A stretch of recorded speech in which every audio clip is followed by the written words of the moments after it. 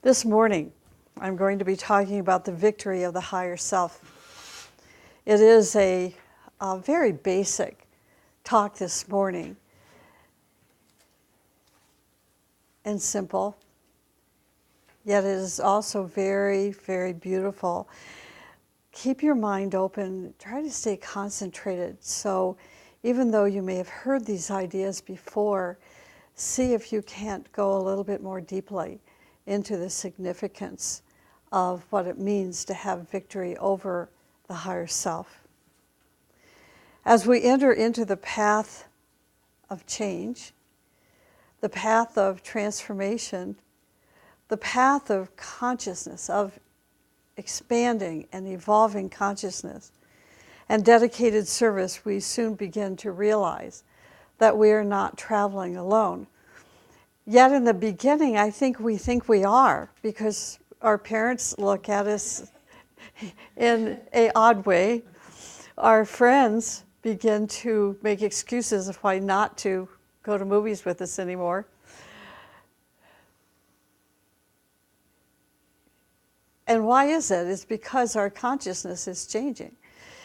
If we are on a path of change, this is a good thing. But that seems to be the first challenge. Can we stay on a path that brings changes to our life, changes to our thinking, changes to our belief system, changes to our unfolding human soul, and not be afraid of these changes?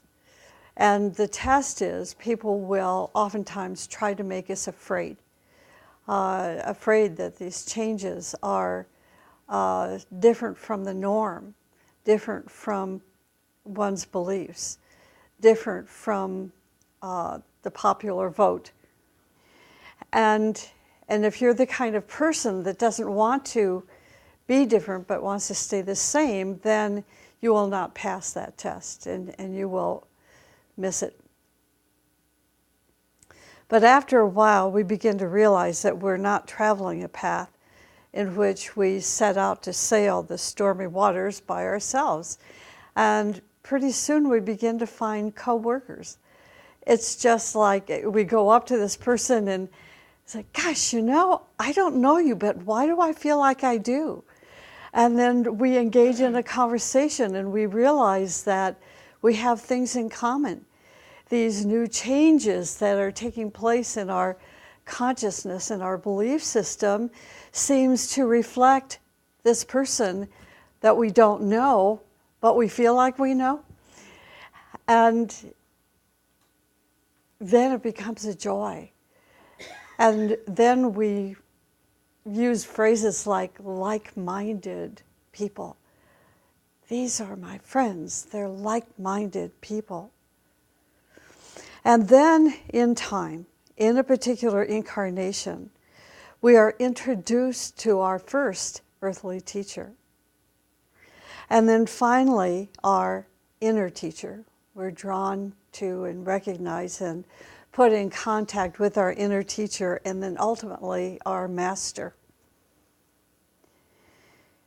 During this process, and maybe it was the ignition of this process, in which we became aware that we have a soul, that we have a human soul, a divine spark, which is just like a little baby who is under the care of his higher self.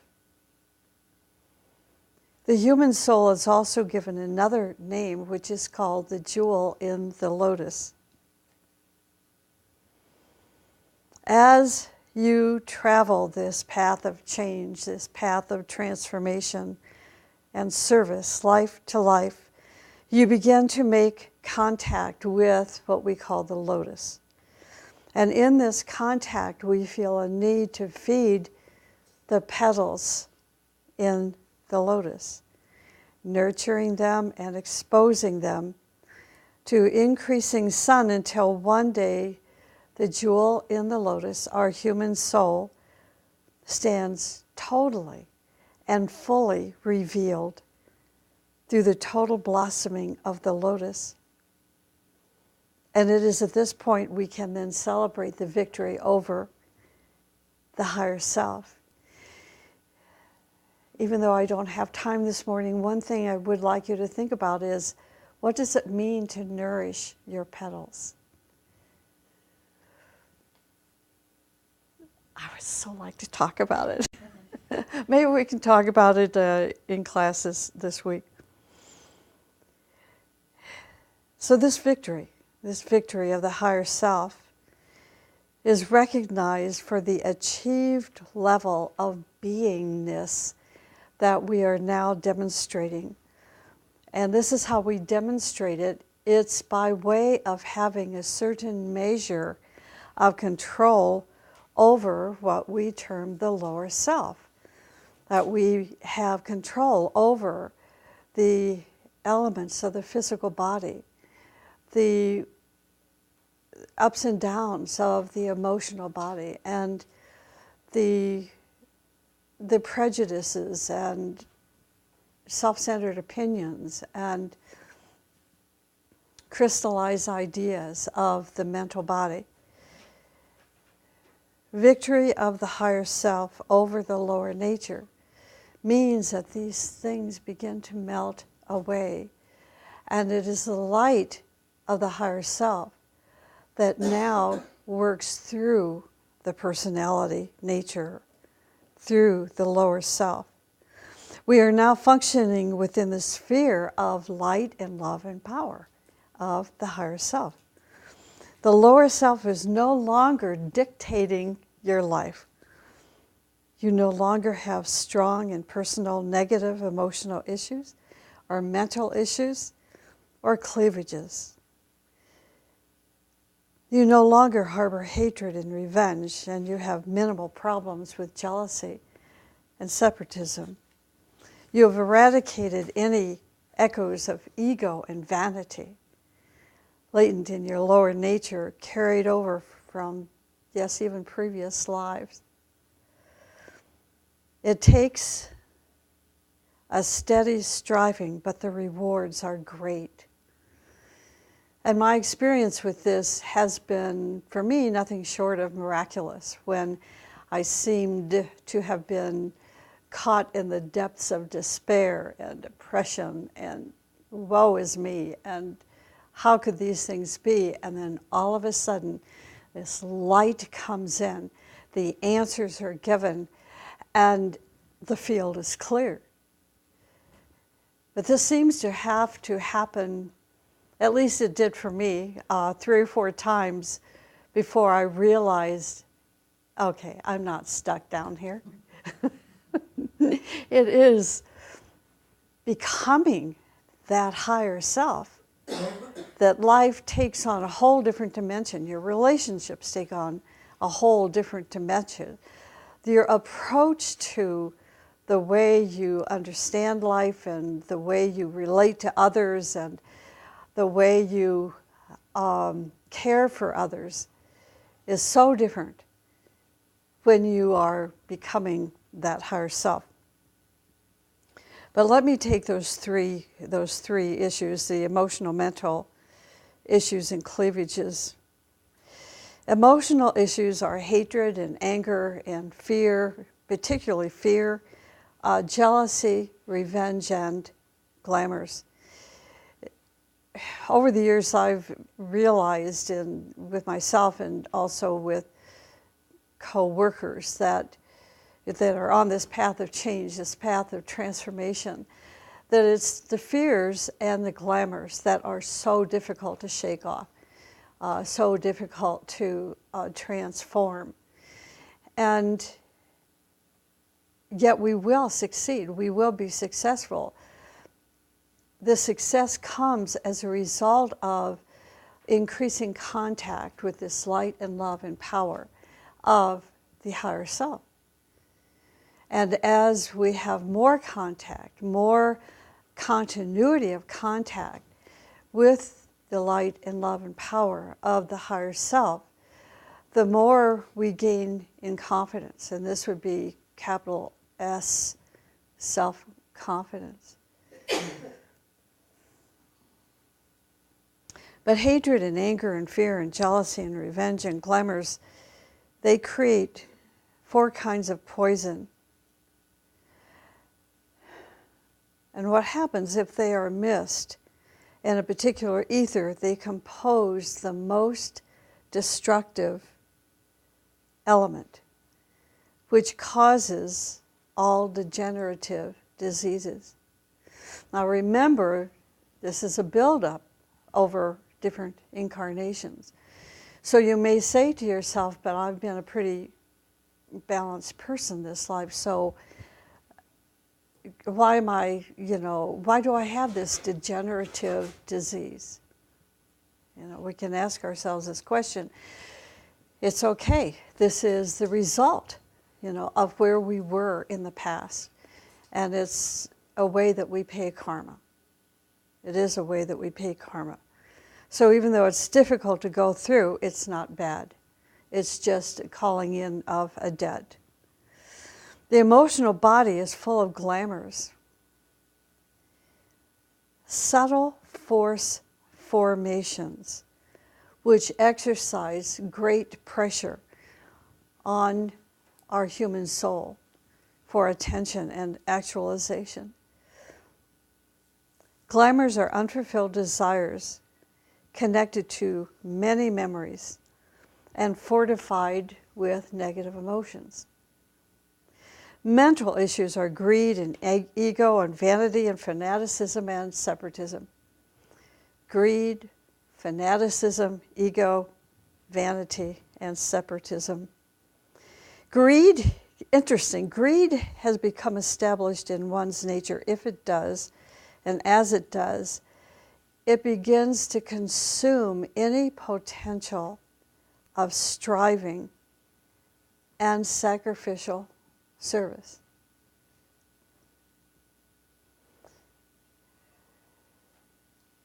In sacrificial service, we never say or even think, what's in it for me?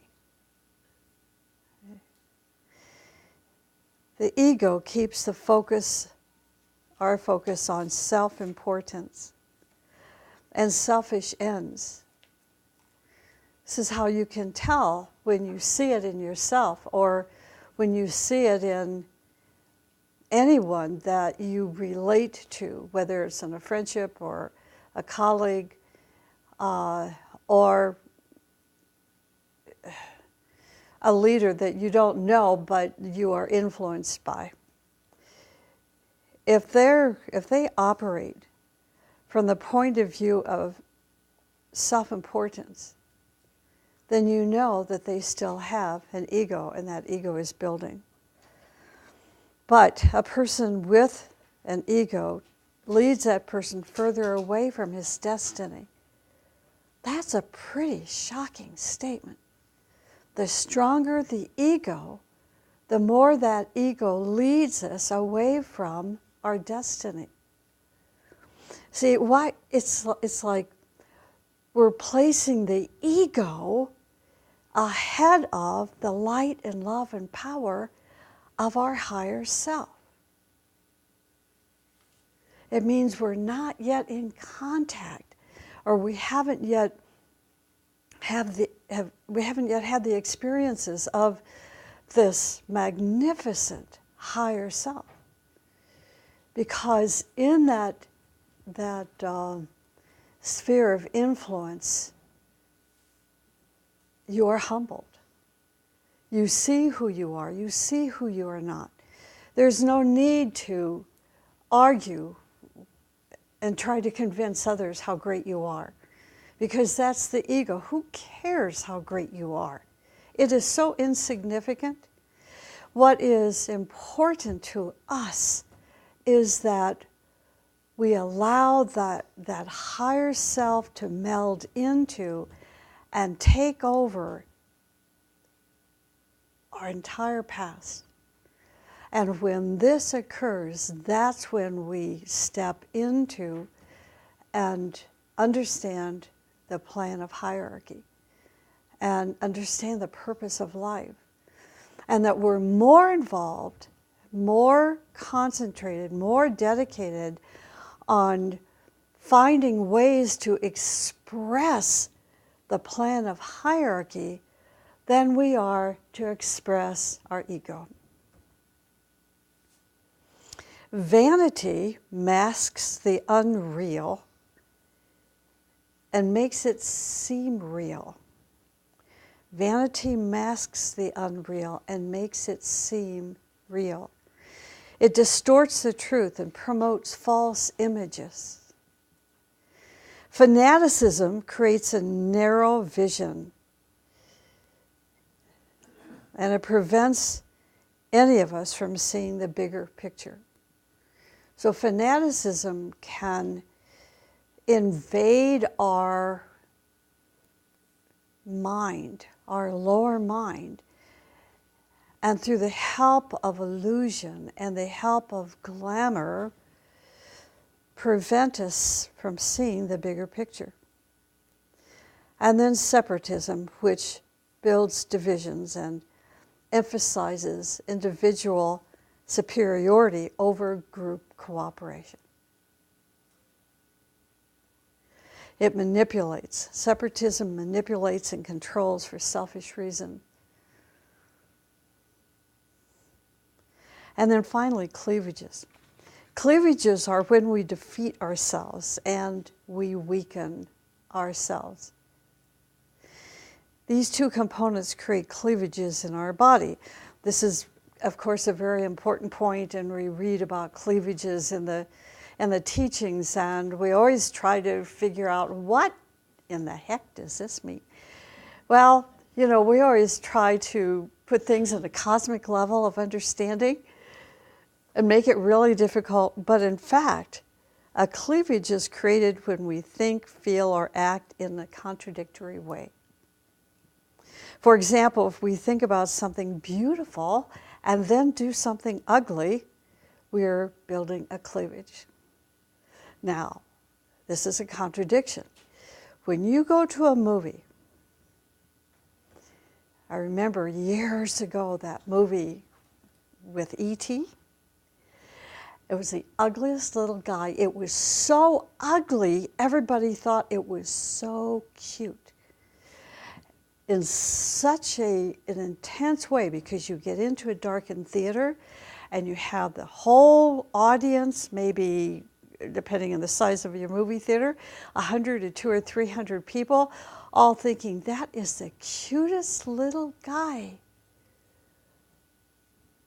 Think about this. That E.T. was not cute at all. It was those fingers, ugly. It had rheumatoid arthritis. Those fingers were so ugly looking.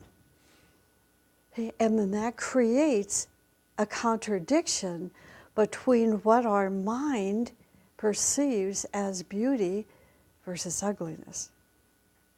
And then we have a cleavage. We create conflicting forces and energies in our aura. When we think of something good, those thought waves are in harmony with our aura. When we have evil or ugly thoughts, which oftentimes come to us as a result of darkness or attack, they create disturbances and conflict in our aura, which weaken and ultimately deceive us or defeat us. And because of this, we cannot achieve our goals. So what is the higher self? The higher self is our inner teacher. Isn't that simple to think about? The higher self is our inner teacher. Our outer teacher for many years or many lives reflects the higher self until such a time we are in continuous contact with this inner teacher or with this higher self. This continuous contact occurs once our soul takes control over the lower nature and has eradicated the emotional and mental issues and the contradictions or the cleavages. So at this point, we are now working in concert with the earthly teacher, serving together the vision which is part of the plan of hierarchy. As we purify our lower nature, we come into closer contact with the guidance of our inner teacher. So the question is, how can we tell if we are in contact with this inner teacher? How can we even tell that we have a higher self? And so here are some certain signs. And I've experienced every single one of these and know it to be fact. The first one is if you feel any inner rejection for what you think, speak, or do, this is a sign that your higher self is giving you a warning. If you feel any inner rejection for what you think, speak, or do, this is a sign that you have the higher self that is warning you. The second is, if you have choices to make and you feel an urge from inside that you must choose between A or B, and this choice defies any logic, your own logic, goes against your own logic, or if you choose the way that is sacrificial, it is a sign that you have an active higher self.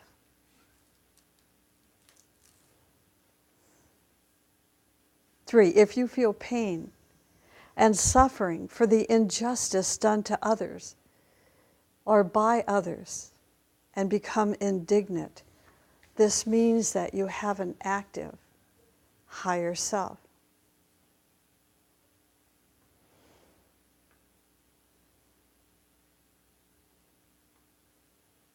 It's so interesting, taking a little side note here, it comes to mind because I had an experience just last night and this morning where someone is challenging some of Torkham's teachings. But they did it in a very gentle way, a very acceptable way. Usually when somebody doesn't agree with something, it goes against what they've been taught, for some reason they get angry, and they come out with their fist and challenge and say, how could you believe that? But we're engaged in a very friendly discussion. But immediately, my guard went up. And, the challenge is, how do you know that this is true? And I said, because I know. And I said, but it's not something you must believe in. I had, your higher self will tell you whether it is true or not. That's how you know. And over the years, people will come to me with interesting comments like that. And I just know, that these are tests in my own faithfulness and belief. And it's not funny to me. I know some people think it's funny when people make even hilarious comments about your teacher, but to me it's not. Because that teacher lived a life of sacrificial service. And who are we to make fun of a great one? Or, again, if you don't believe in what's been written, it's not a matter of believing it, it's a matter first of experiencing it. And if your higher self is in control, if your human soul is in control of those lower vehicles, of the personality, bodies, then direct knowledge will come to you just like that in an instant and tell you whether it's right or wrong. It's not a matter of having to research it. Or, well, okay, I'm going to set aside the next few days and let me think about it a little bit. That's not the way direct knowledge works. It's not the way intuition even works. So until we have direct knowledge or until we have intuition, we'll set it aside and not argue.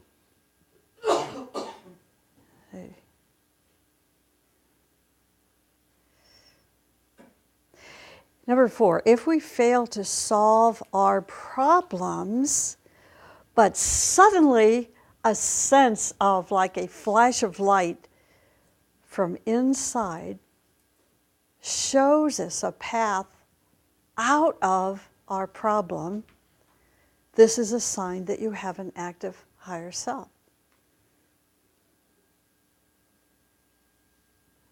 Number 5, if suddenly all of your fears and anxieties calm down and you have a deep sense of peace and joy, this is a sign that you have an active higher self.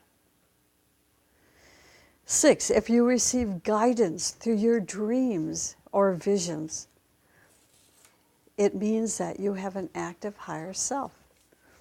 If you have an urge to strive toward the purpose of life, in spite of conditions, it means you have an active higher self. The higher self, in other words, is always a source of regenerative energy. Now, striving. Striving is of two kinds. One is that we realize we are late and that we are being left behind and that we need to run 10 miles to reach that caravan. And I know some of you have felt that. Even being in the group, being in the teachings, coming to classes.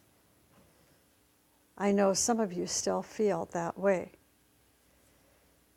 But then what do? It means you have to exert yourself and strive to reach it.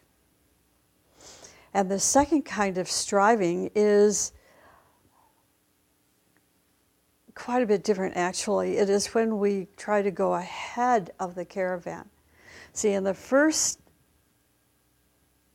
kind of striving is when we're trying to catch up with the caravan. And now the second kind of striving is when we go ahead of the caravan and make new breakthroughs so that we can help people for their future. So I guess some people would call that person being a vanguard. But in this case, it is a teacher, and this is why the teacher has to wear a shield of armor. Because those that are running to catch up oftentimes feel like they're being tripped if they are being told something in contradiction.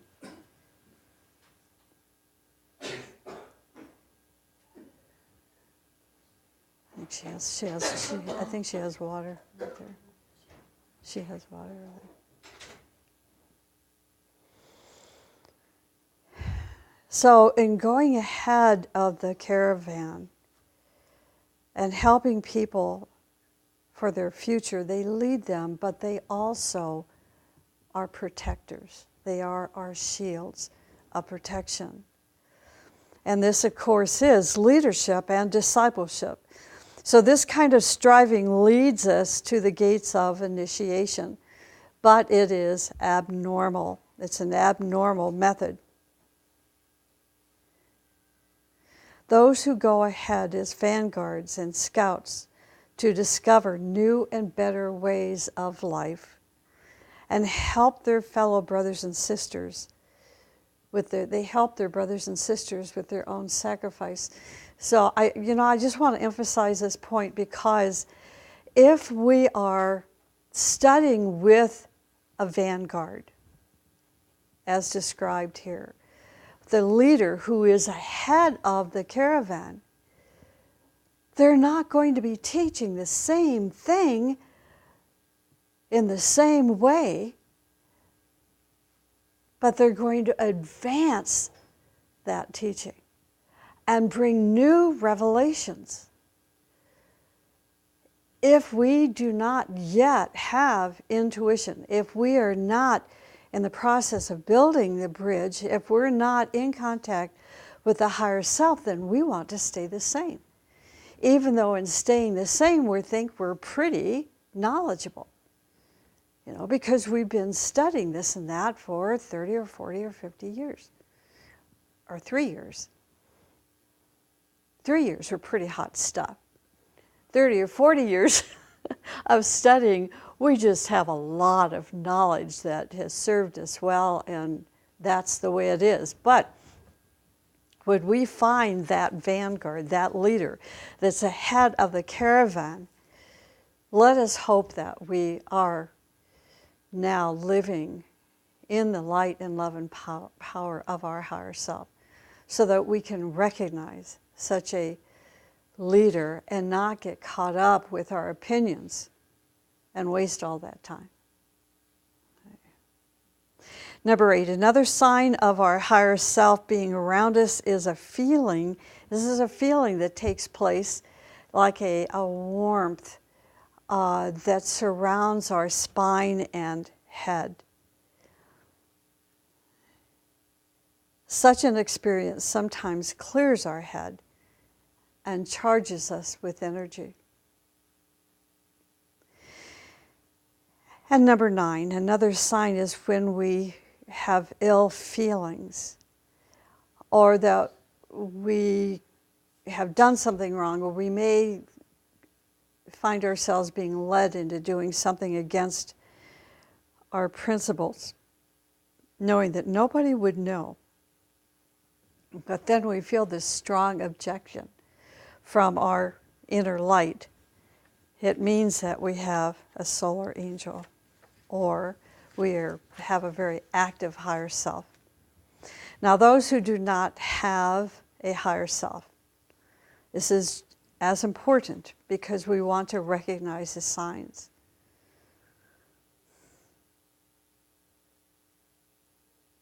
The first one is, this is very interesting. I found it very interesting. Actually, I found all 10 of them extremely interesting. The first is, the person will behave very well, but it's not because they have guidance. It's because they are following their tradition, their religions, and moral standards that were all given by initiates. That's the first one. But that person does not yet have a higher self. The second is, such people never try to protect the true rights of other people, but they do all that is possible to protect their own rights. With such people, sacrificial service is impossible for them.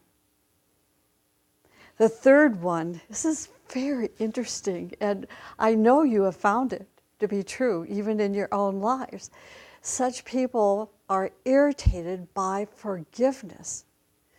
They may mechanically say, I forgive you, but it vaporizes the minute they say, I forgive you. It's not significant to them. They think if in their heart they forgive, then they feel like they're threatening their own existence. So even though they may have acted viciously, horrifically toward you, and you tell them how much it hurt you, they'll say, oh, I'm sorry, but they do not change their behavior toward you. And they rationalize and justify it and adapt it to the fact that it's because of you, who you are. You made me treat you so harmfully. The pain and sufferings of other people, in other words, do not penetrate their skin. For they feel that they are free to do anything they want. And this is because they are free from the pressure that the existence of the inner guide, that higher self, exercises. They do many kinds of obnoxious and hilarious and unexpected things, which are actually impossible to do if we have an active higher self, that inner teacher. Number 5, they contaminate the minds, the morals of people, leading them to live a licentious life.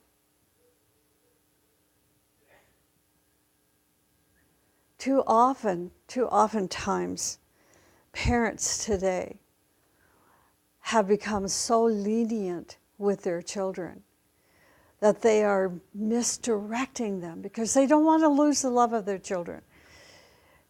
And children, I'm talking about junior high and high school particularly, then on into the early years of college, they're very group-oriented, very peer-oriented is what I mean by that. And they're going to follow their peers rather than their mom and dad. If mom and dad don't catch them when they're young and create a respect from their kids, by the time they're 13, 14, 15, you're going to lose them. And they think that morals and traditions and things like that are old age. That's just mom and dad. And then unfortunately, the children pay heavy debts for that. There's so many girls that are pregnant. They get pregnant and abort the baby. It's not uncommon for teenage girls to have 3 and 4 abortions today. Imagine the psychology of how it affects them. But something happens with those who have that inner voice. If they have that inner voice, they'll keep that and give birth to that little baby. Even though they're not married, even though they're a teenager, they may decide to keep the child or to give it up for adoption. I know this is kind of heavy, but it's the way it is. Number 6, sacredness and respect do not belong to them. 7, trust and faithfulness are strange ideas for them. 8, unity and selflessness scare them. Unity, that's a cult. It's not a cult. It's cooperation, it's beauty, it's joy, and it's even power. 9, cruelty is another sign of soulless people. Having no contact with a higher self, or not even having a higher self, their thoughts and emotions and actions lack the quality of love and warmth. And they do not have a sense of immortality. This is it. This is it. Black and white, they said. Nothing exists for the future. So there are 3 major kinds of people: those who have a higher self, those who have lost their higher self, and those who never had a higher self. Those who have a higher self are not necessarily angels and righteous people. They may have fallen into the traps of their lower self. They must respond to their higher self and live a life in harmony with the principles and laws of the higher self. So that's going to be their challenge now. We're on a path of change, of transformation. Those who have lost their higher self fall onto the path of corruption and disintegration and degeneration with their 3 vehicles: corruption, disintegration, and degeneration. But if they can, this is important to hear, if they can save themselves by doing a great heroic act, sacrificial act, it may bring the higher self back to them. So that's the good news. Those who never had a solar angel do not come from the humanity of this planet. They became individualized on another planet by using the intelligence aspect of their divine self. Now, such people live mostly in their lower mind, and you can recognize them. They cannot go beyond to inclusive and abstract thinking except with the help of a guru or a teacher. They often betray their teachers when their self-interest is threatened. Their salvation is to find a teacher and obey his spiritual guidance in every detail, every single detail, and to follow the laws of the higher self.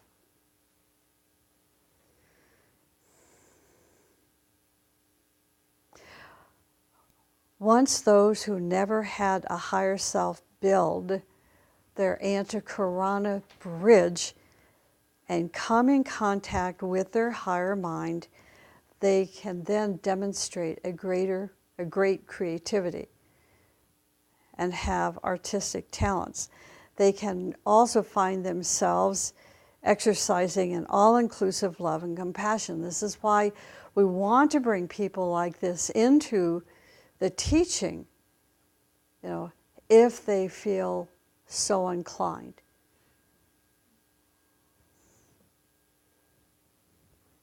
And finally, they begin to live a deeply sacrificial life for humanity.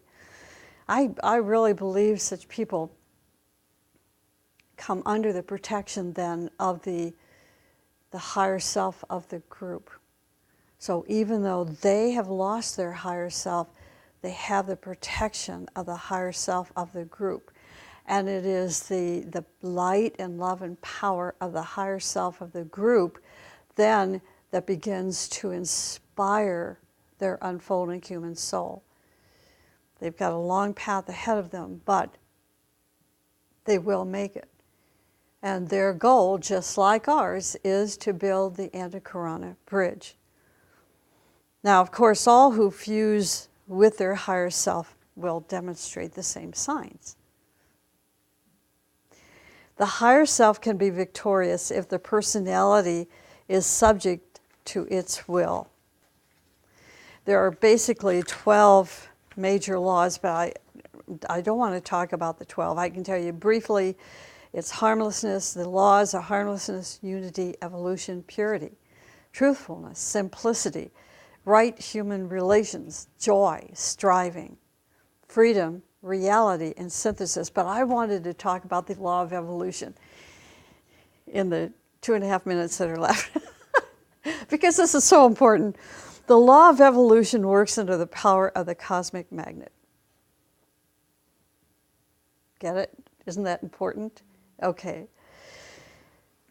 This law draws every atom, every seed, every spark to itself, causing them to bloom and unfold and manifest the divine beauty within their core. This is the law of evolution.